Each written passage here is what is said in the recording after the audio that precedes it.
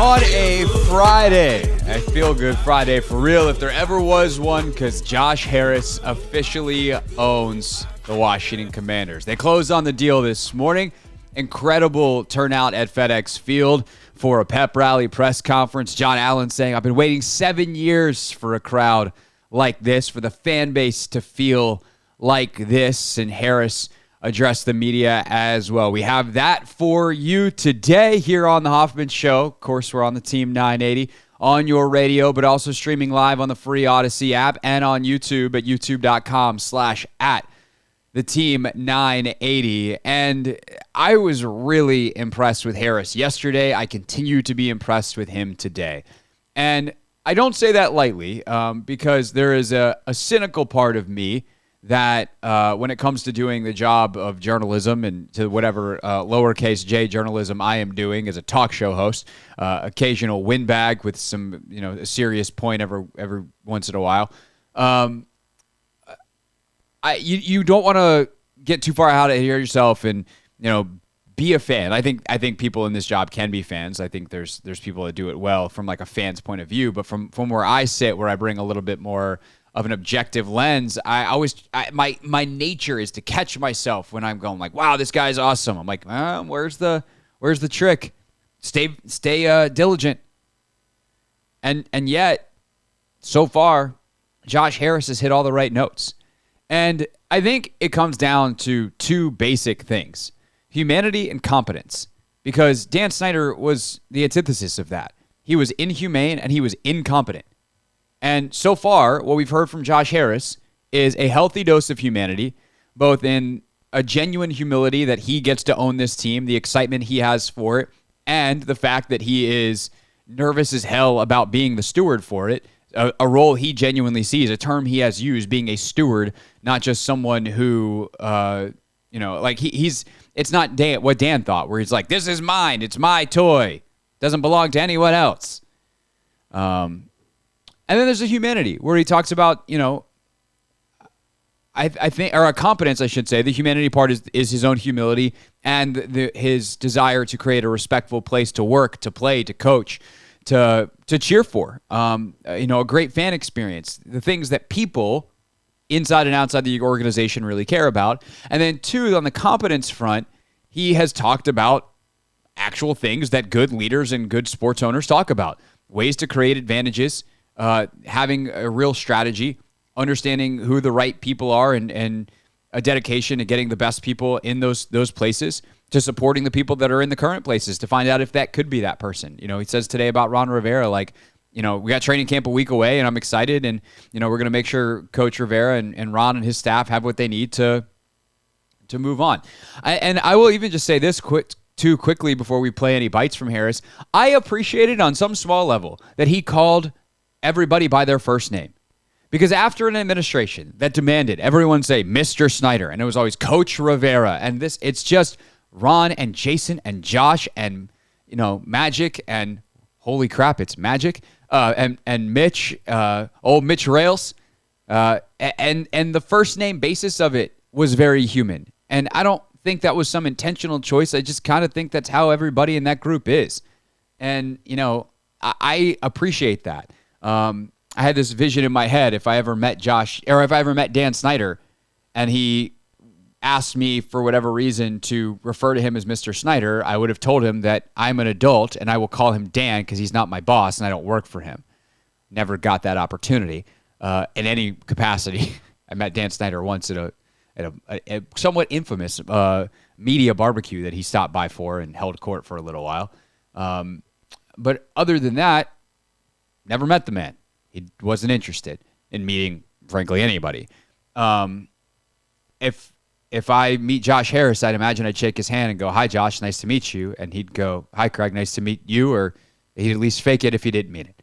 So that very basic humanity is already miles and miles and miles away from what was. As for what Harris actually said today, let's start, Anthony, right at the top with Josh Harris's message to the fans, a fan base starved for a winner and starved for some dignity and respect.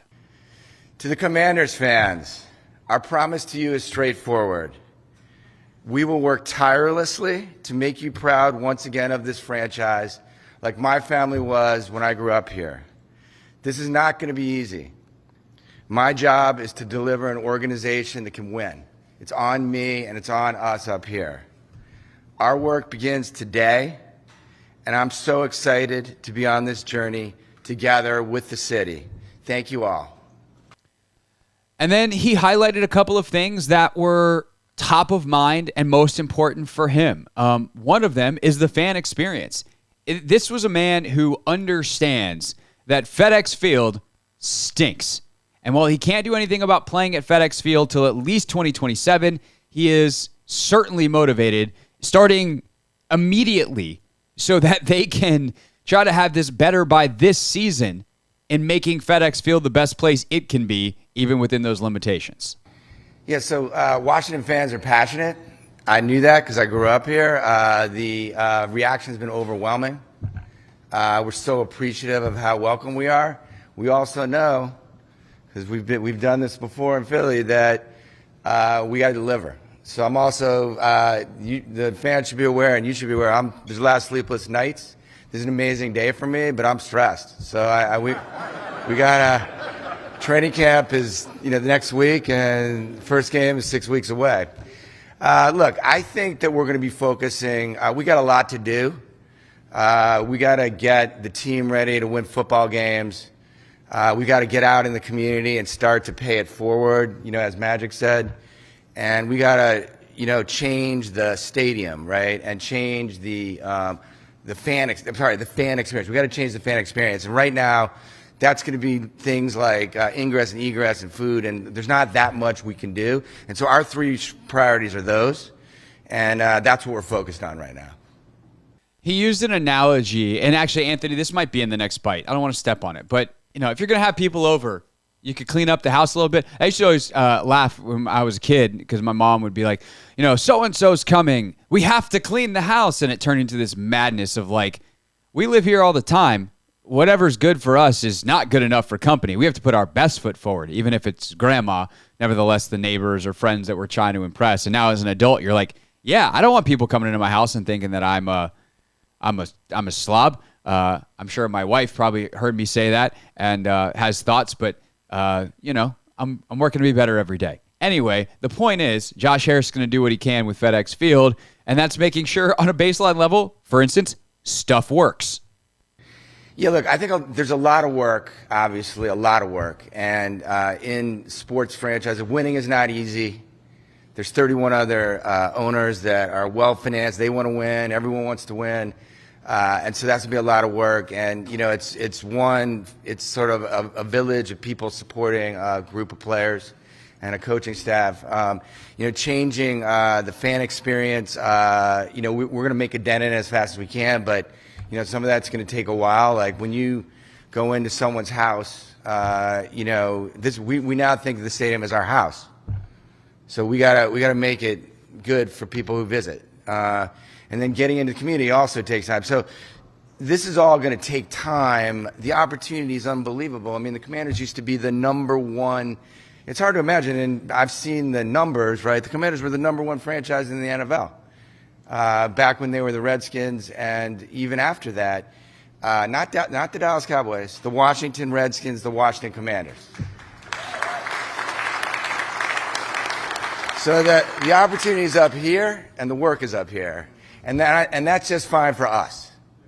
That's what we're about, and it's gonna take a while. We ask, look, I know everyone's impatient. We're impatient.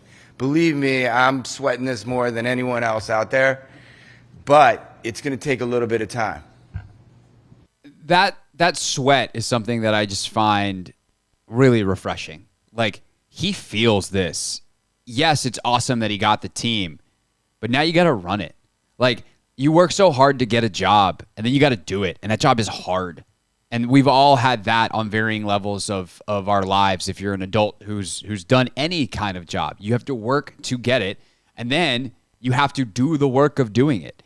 And when that is revitalizing, rebirthing a once proud franchise that a metropolitan area of somewhere between 6 and 10 million people, depending on where you draw the line, cares about immensely with the eyes of the sporting world upon you for having just made one of, if not the most expensive sports purchase in the history of the world, yeah, you should feel some pressure. That's good. That's not me like putting pressure on Josh Harris.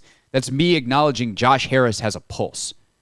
But there's little things along the way that matter too. And that goes back to the house analogy. Later he expanded on it. He's like, your TV's got, like if you have people over for the game, the TV's got to work. You can't have couches with broken legs. We can fix that stuff, and we will. And I think that acknowledgement of details big and small is why I hear giant grand proclamation, day one, alert the presses. I think Josh Harris is going to be good at this. Like, I think the Commanders are in very, very good and capable hands. And they're not just in Josh Harris's hands. Throughout the show, you'll also hear from Mitchell Rales. You'll hear from Magic Johnson, who will play essential roles here. But we also know that the football matters a ton. And frankly, to the audience of a sports radio station, all of you, it's the part that matters the most. There are people who don't care as much about the football, but just want the team to be a good part of the community. They love that the team does stuff at their kids' elementary school or whatever opportunities may come out of having a team around town, the gift and toy drives, the whatever it may be, charity work or otherwise. But for the football, Josh Harris also has a plan, things he can take from his other teams. You'll hear what that plan is next. It's the Hoffman Show. We're on the Team 980. We're always live on the free Odyssey app, and we are streaming live on YouTube at youtube.com/@theteam980. Continuing right now, though, with more from Josh Harris and taking a look at the sporting side of things. And, of course, Josh Harris is not new to this. He owns the Devils. He owns the Sixers. He also has a stake in the English Premier side, Crystal Palace. But what can he take from specifically the Devils and the Sixers into the Commanders, and as he tries to build a champion here, which they made, by the way, for all the stuff that they said about everything else, number one thing, they want to win. And so what did he have to say about what he's learned and how it can help them do just that? Yeah, no, absolutely. I think obviously what I've learned from, the Sixers, the Devils, and other things is that you win championships with the best people in the front office, the best coaching staff. You win by investing. You win by creating a fan experience where people want to come out and support the team. This is really hard. And so we're going to be, and you win by creating an amazing culture, which we talked about, that is about respect, inclusivity, diversity. A lot of people around the table. And so we're going to bring all that stuff here to this situation. Yeah.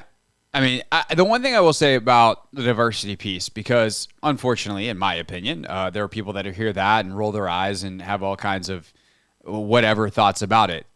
Diversity is a good thing because bringing in a wider swath of people means you get a wider swath of ideas, meaning you have a better chance at good ones. And listening to more people and bringing more people in to the room at the table is how you win. It is essential to winning because if you just recruit from the same pond all the time, you just wind up with the same ideas. And the same ideas aren't getting you ahead. And so having someone like a Magic Johnson, having Mitchell Rales, having Mark Ein, but also having the incredibly diverse group of people that Jason Wright has brought into this team over the last couple of years, having Ron Rivera and Eric Bieniemy and the folks that they've brought in on the football side, like Martin Mayhew, having all of these people with different life experiences, different paths to the table, at the table means you get better ideas. And of course, the best one might come from any one of them. And there's going to be discussions and you take bits and pieces of different ideas. But I love that Josh Harris is not shying away from that in a league that has had a problem in that department.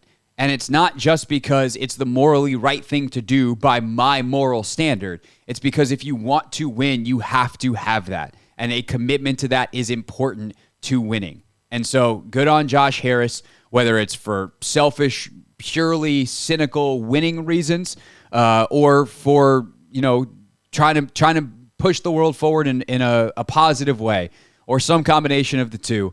I'm glad that he said it. I think it's really important. Bravo. But that alone does not make it so that you will win. There's a multifactorial. If you just have a bunch of people that aren't that smart around the table, doesn't matter what they look like, where they come from. You need to have the smart, right people, which he also said. And I think that's something he definitely takes from his other sports franchises. You know, Ron has a difficult job. The team has a difficult job. Wherever we can create an edge. You know, obviously we've used analytics. We've used sports science.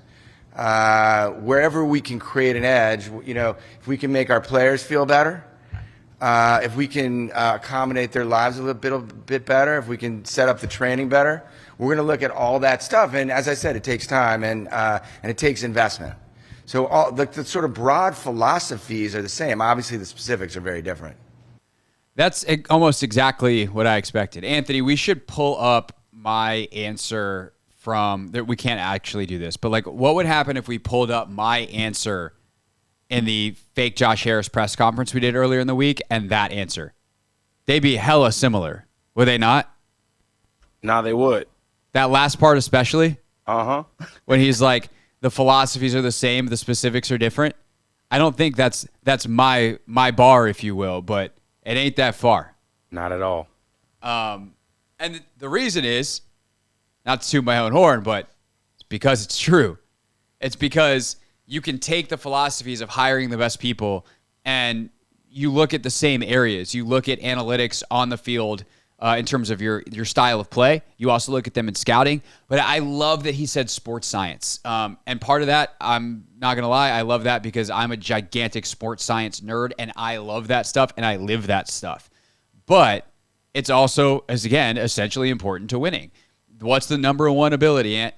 If you fail this pop quiz, I actually might give you a 5-point fine. The number one ability is availability. Yeah, that's right. That is correct. And you want to know how players are available? You have the best sports scientists who are making sure they get the nutrition that they need, that they get the recovery that they need, they get the fitness, type of stuff that they need in the weight room and conditioning settings. The practices are guided by the best science to actually get the most out of them. And then you mix that with the skills and teaching of a guy like an Eric Bieniemy, like Ron Rivera and his 40 years of NFL experience, like Jack Del Rio and his 40 years of NFL experience. And you mix it all together, and that is a formula for success. And if what happens ultimately is if the products don't mix well, if it turns out to be a combustible formula, not one that blends, you figure out which part is blowing everything else up and you move on. And that's why it's a big, important year for Ron Rivera and for everyone else in the building, because if you're a part that doesn't fit in and blend nicely with the formula and lead to the concoction of winning, you're going to be gone. It's as simple as that. But that sports science piece is so, so important, and frankly, an area where the Commanders haven't been as far behind as in some other areas. Their strength staff is very good. Obviously, under the previous regime, the Bruce Allen regime I'm talking about, the physical therapy part of it and all of that was real bad. It got a little bit better. They started doing the recovery room and stuff like that. But it takes an investment, and part of that also is direct from ownership. Like, Dan Snyder's cheap, and he was cheap with the team. Everyone could say, oh, he loved it, and he was a fan, and he did want to win. He didn't spend like it. He didn't invest like it. And so for Dan, or for now, Josh, sometimes it's going to be as simple as people ask for stuff and you say yes and you write the check. And some of that stuff can happen pretty quickly. Some is going to take an off season because you need to get it. You need to implement it. It's something that's better used in the off season or whatever the reason is. Or just you don't want to be disruptive, right? Like if they want to redo their weight room, now is a bad time. You can't be out of service for a week to redo it. You can do that in July, like not July 21st, July 1st. You can do that in February when there aren't a lot of guys there, some rehab injury stuff that you could always move to another facility if you need. But you can't do it in the middle of training camp. And so there's some stuff that's simply going to have to wait.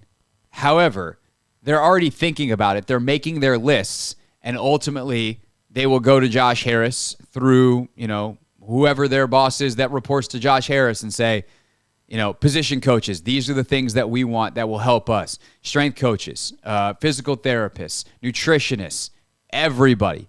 Hey, this is what we want and what we need to do our job best. And there's going to be an investment from this ownership group that has not been seen in this franchise in at least 24 years. And I would argue ever. And that's not a shot at any of the owners before Snyder, but people didn't invest like this the way they did back, or invest like this the way, or that way back then, right? You don't have the sports science and the medicine like dudes, Mark Schler and the Hogs back in the day. Mark's told this story before. Like, they went behind and sat on buckets and drank beers. Like, that's fine. Like, now it's like, hey, what's your super personalized protein shake with the exact macros and micronutrients that you need to recover? You didn't have to pay for that stuff back in the day. Nevertheless, the sports scientist who knew what those actual numbers were.